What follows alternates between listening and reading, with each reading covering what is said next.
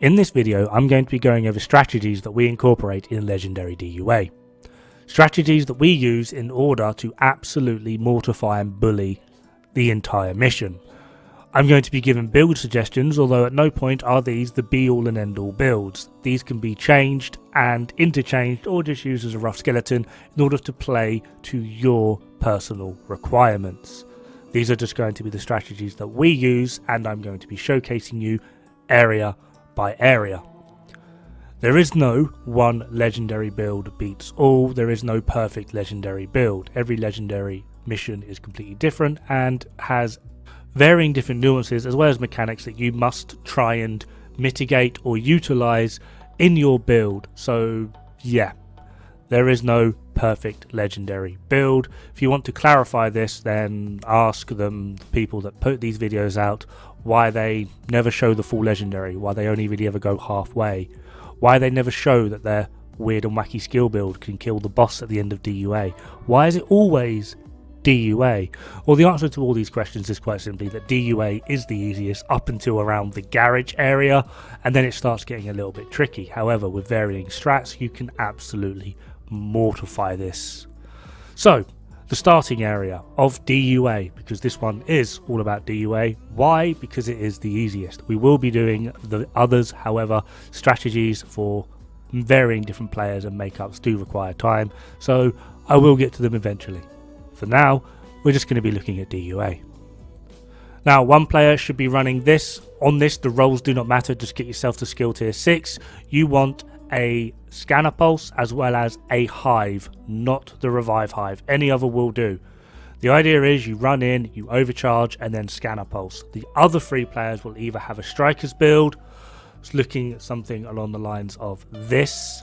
You don't have to run Pristine Example, you can run a Group O chest with Coyote's Mask. Try and get yourself to a roughly 50% crit chance, if not 60, and then the rest is crit damage. Your skills need to be Seekers, and then it doesn't matter, Revive Hive if you need. Or a Negotiator's build, same rules apply. You want Seekers or whatever, and whatever, but you must have Seekers. So that's 3 players with Seekers, 1 that will overcharge with Scanner Pulse. And the end result, just dash the main entrance. Now the idea really is once you've dashed the main entrance, utilizing the Seekers only after the overcharge, which is now, and then Scanner Pulse, call out, everyone's now going to throw Seekers. You can see them all here. As you can see, Octavarium is making a mad dash for the underpass, and I am going to follow suit. Res has gone down, however we have no time for pickup. Hopefully he has a revive hive. The idea of this is we have now split the spawn. They're either going to have to turn their backs on myself and Dod-Regnbue, or turn their backs on, if Res was up, Res and Hutchler. This allows us to get maximum damage output. The moment the area is clear, we have a quick reorganize. We can pick up Res at this point, and we're just going to wait for the helis. All I'm doing now is, because I'm running Perfect Opportunistic with Scorpio, is I need to either mop up the remainder while the others deal with the helicopter, or if this guy wasn't here, I would be proccing Perfect Opportunistic as well as the Scorpio buff on all the enemies coming down from the heli, just so we're able to deal with them quicker. And that's basically it. I've even got time to look at my build and play around with things. Like, we're still waiting on the other heli. It's not even here yet. It's fine. Now the heli's coming in. You can't hear it, but I can. It's fine. So there we are. There's the heli and the chungas. They're basically already dead immediately.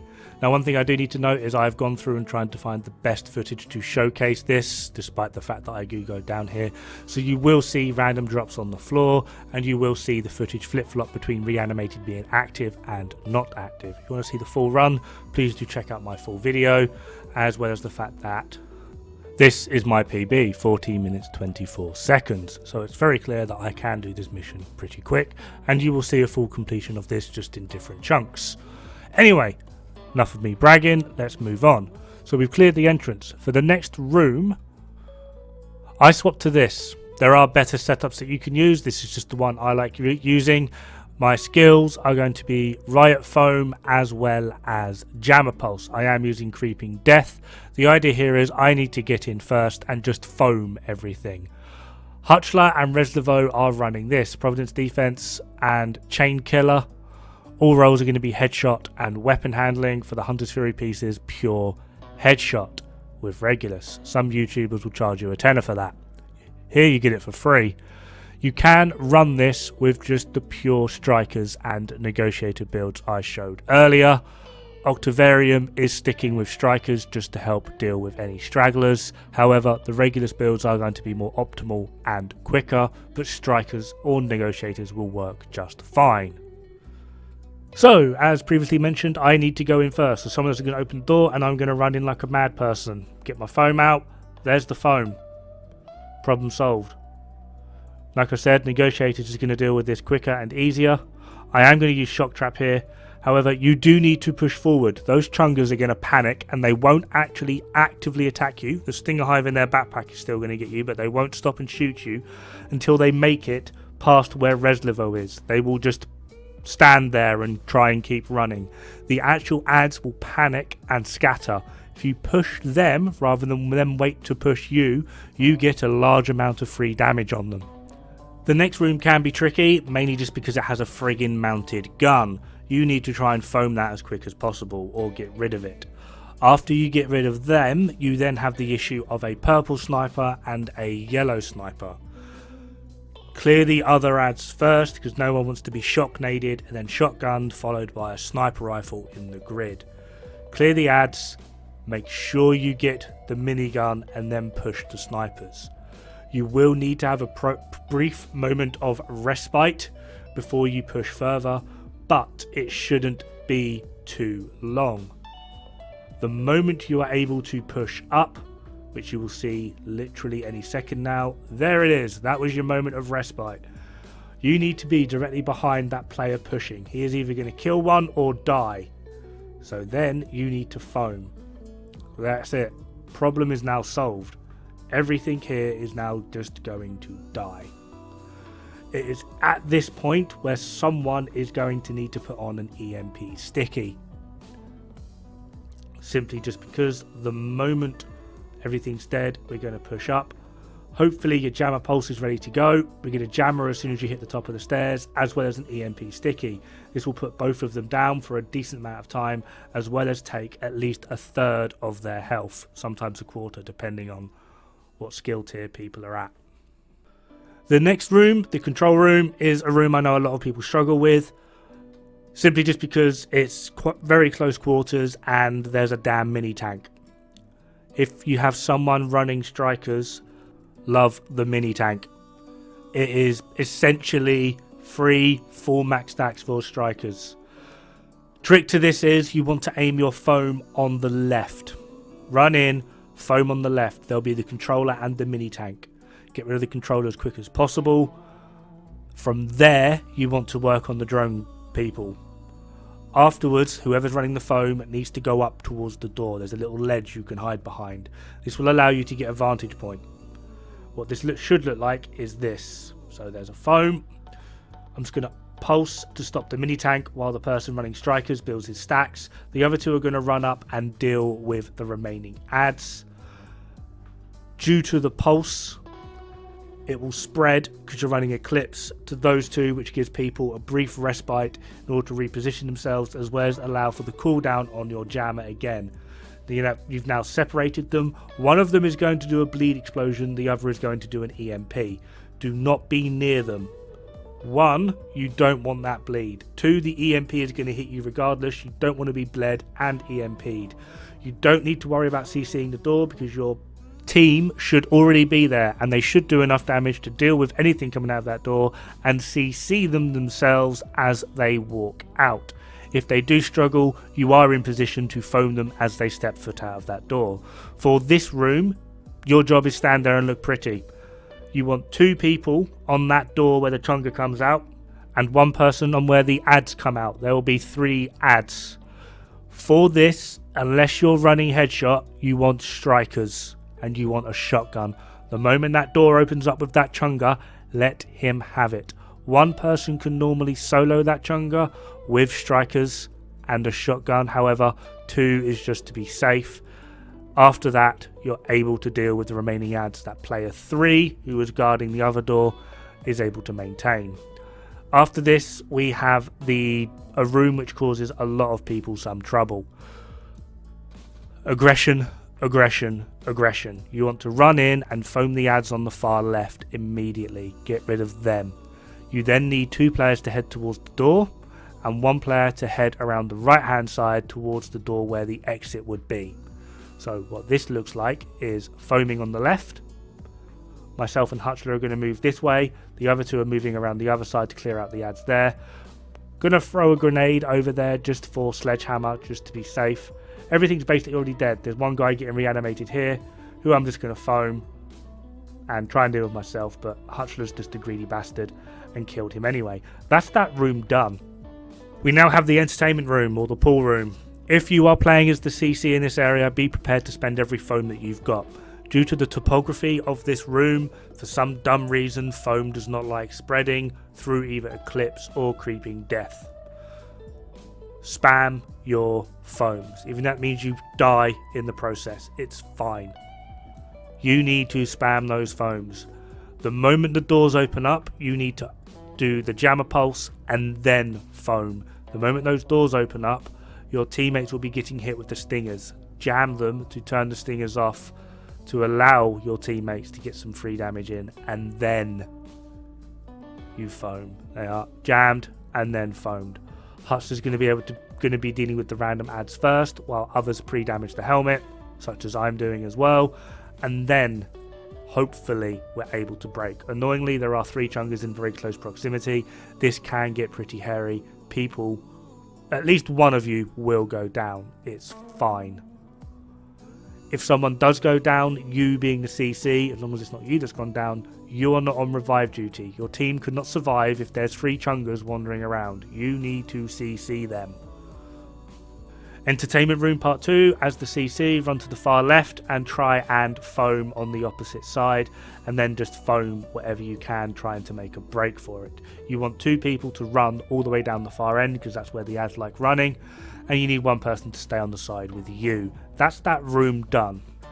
Now we have the mall. Assuming you're able to make it down the jankiest staircase in history without DCing or falling through the map, this room will always cause trouble. Even some of the best speedrunners I know hate this room because it can just go so wrong so fast. Depending on your positioning will depend on where the chungers spawn. There are many different ways in which you're able to do this room. Trial and error is king. What I personally like doing is having the other 3 players swap to standard DPS, strikers, negotiators, and hang out at the door, while I, as the crazy foam person, because foam is not really required here, it's just an added bonus, just try and act as a distraction so that they try and shoot me rather than the people shooting them, while maintaining foam as well as jammer. The only thing that you need to be mindful of is when the second to last ad is about to die, do not jam. If there are not that many ads left, do not use your jammer pulse. You will need them for when the 2 warhounds spawn, because they have a lovely habit of running around like crazy things and just ruining the entire day. For the chungers, they will try and drop down from the top or slowly but surely make their way down the escalators. If you are running CC with Survivalist, do not be afraid to use your crossbow. This room can get pretty mental pretty quick, especially if the chungers are still alive with the warhounds, as they are here.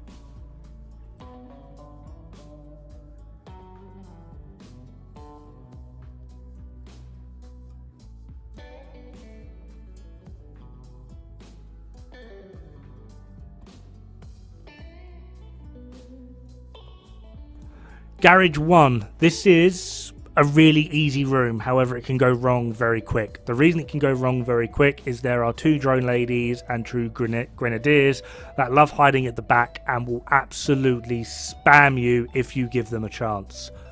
Get in their face quick. Pray that your CC has a good aim and pray that nothing goes wrong. Assuming everything goes right, this room should take you no more than like 10 seconds. Okay, so we're just going to CC the first guy. And then we're going to CC the second guy, if we can. And then we're just going to jam a pulse, if we have an opportunity to. The problem is, everything now is CC'd, so we're just going to chill. That's the room done. If they're able to make it to the back and hide behind these lorries, it can sometimes be game over. However, Garage 2, I know, is the one that a lot of people are probably going to be watching this for, because this is the biggest problem in this mission. Strikers with a shotgun or some form of Regulus build, headshot build, is going to be your friend. The foam wants to run straight down the middle and foam as much as they can, and then jam a pulse to turn the wallies off, or mini tanks, whatever you want to call them. You then want to keep circling around at the back just to make sure there's nothing at the rear, making a mad dash for the entrance. The other 3 players are going to head towards the door on the left by the red car, or the door on the right by the pillar, and you're just going to camp those doors. The door on the left has already been dealt with, which I've sadly missed. A player has gone down, but it's not too much of an issue. This is literally the last spawn. As soon as these last 2 guys die, the room is over. Camp the doors. This isn't Call of Duty. We love camping in Division. Right, time for the Devil's Lettuce Lab. I don't know if I can say the real... Can I say drugs? I don't know. Well, I've just said it now. Screw it. Anyway, the biggest problem of this is if you jam too early and you get a dog stuck in the door. That will screw your run. Other than that, yet again, we're going to employ the very simple, this isn't Modern Warfare 2 tactic. We're going to camp the doors. So, going to throw a grenade to get the sledgehammer on. Going to jam them. Annoyingly, we've got one caught in the door, but luckily we do have the DPS to actually deal with this. And we're just going to camp the doors. You might notice we're all in this very precarious situation. Annoyingly, one of the warhounds has gone for a wander, but that's just been dealt with. Now I've got to deal with the second one. I'm going to jam again just to keep it from running. Hopefully we can finish off that DPS. And then it's just this last one in the door. The moment this one dies, we're going to get 5 enemies spawn in the door that I'm facing, and the moment there is 2 of them left, 2 chungers and 3 enemies are going to spawn behind us. We are all preparing for it. We're not utilising skills. We're going to heal up while we can. As you can see, Hutchler is just healed, because this is going to get messy pretty damn quick. You don't really want to over-rely on face tanking this, because they are going to be in a very small area, and we're just going to deal with it one at a time. As you can see, we've left 2 players to deal with one door while myself and Reslivo were waiting on the second door.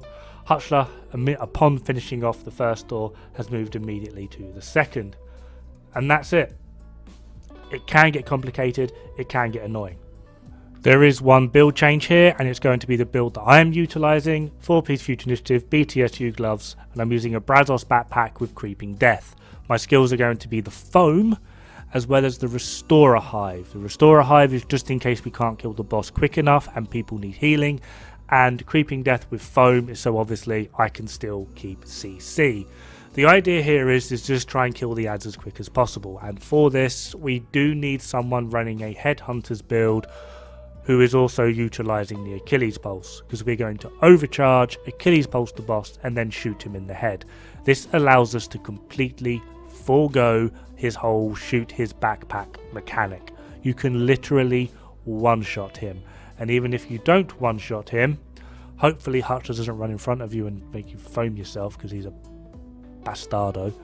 Even if you don't one-shot him, you're able to do enough damage with repeatedly hitting him in the head after an Achilles Pulse that you can just DPS his head down anyway. Now this last room can get kind of annoying due to just all the spawns happening everywhere, but once you've done it enough times, you do know the order in which they come from. Once you've killed the initial group, you get 4 enemies drop from the ceiling, as well as the far side, which is essentially the side I'm looking at now, that will spawn enemies. After you kill them, you get another spawn on this side. There is a barrel on the left hand side that when they spawn, they'll all try and run past. You shoot the barrel, this will proc fire as well as bleed on them and holds them, and then on the left hand side you get the boss with another spawn. Utilize the spawn to build up your headhunter stacks, at which point I am now overcharging. There's your overcharge. get another foam on the boss, there's your Achilles pulse, and hopefully with enough DPS we can just burn through his health without even looking at his backpack. Sometimes you can one-shot him, other times it takes a second or two. And that is Legendary DUA.